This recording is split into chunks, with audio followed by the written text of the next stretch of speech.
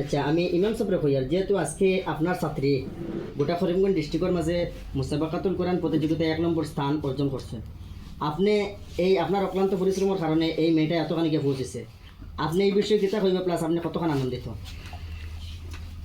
দেখেন, আজকে আমি খুবই আনন্দিত, কারণ আজকে এই আমারই ছাত্রী পানিয়ালা সুবাহি মক্তবর ছাত্রী আজকে বিভিন্ন জায়গা থেকে সংবর্ধনা দেওয়ার এবং আপনারা সোশিয়াল এই ইউনিটির সব সদস্য হলে কেন আইয়া আমরা যে সংবর্ধনা দিতরা আমরা খুবই আনন্দিত।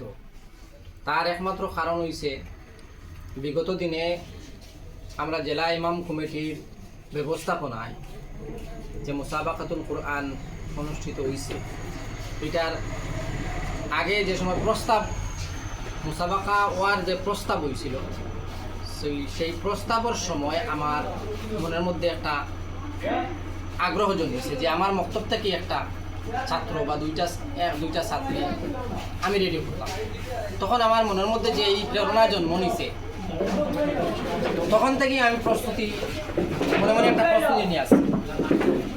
মনে মনে একটা প্রস্তুতি নিয়েছি কেউ তার লাগে যে মুসাবাকা শিওর হইব ইনশাআল্লাহ। যেহেতু একটা প্রস্তুতি চলে, জেলা ইমাম কমিটি যেটা ব্যবস্থাপনা একটা প্রস্তুতি চলে, মুসাবাকা হইব 100% ইনশাআল্লাহ।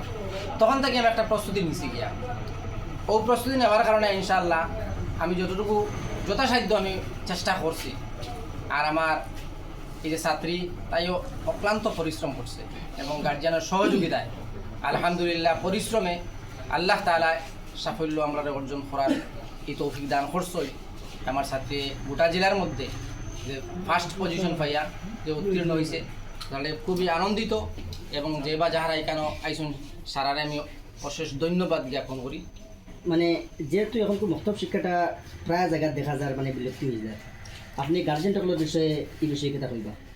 আমি সারারে আহ্বান করি আর ওই জিনিসটা যে মক্তব শিক্ষা যেটা, এই মক্তব শিক্ষাটা আমরা ফোর্স, কারণ এটা মৌলিক শিক্ষা। এটা যদি আমরা অবহেলা করি যে আমরা প্রজন্ম যারা আছে এরার ভবিষ্যৎ নষ্ট হয়ে যাব। যার কারণে আমি সারার কাছে জোরালো দাবি ওটা করি আর যে মক্তব শিক্ষার গুরুত্ব দিতা।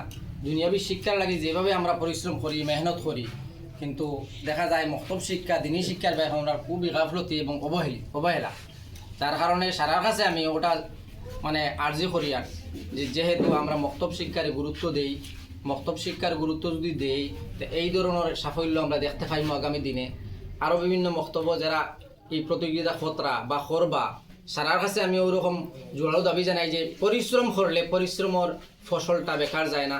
অবশ্যই আলহামদুলিল্লাহ পরিশ্রম আল্লাহ বিফলে নেয় না, কোনো অবস্থাতে পরিশ্রম করলে সাফল্য অর্জন করা যায়, যা আমি বাস্তবে দেখছি। পরিশ্রম যদি করা যায় পরিশ্রমের ফল পাওয়া যায়। এর লাগে আমি সারার কাছে জোরালো দাবি জানাই পরিশ্রম করক্কা মক্তব্য আমার যা মুআল্লিম যারা আসুন আমি সারার কাছে খেদমত গুজারিশ করি আর যে প্রত্যেকটা মক্তব্য পরিশ্রম করক্কা, দিনের এই মেহনত করক্কা, ইনশাআল্লাহ তার ফল পাওয়া যাইব।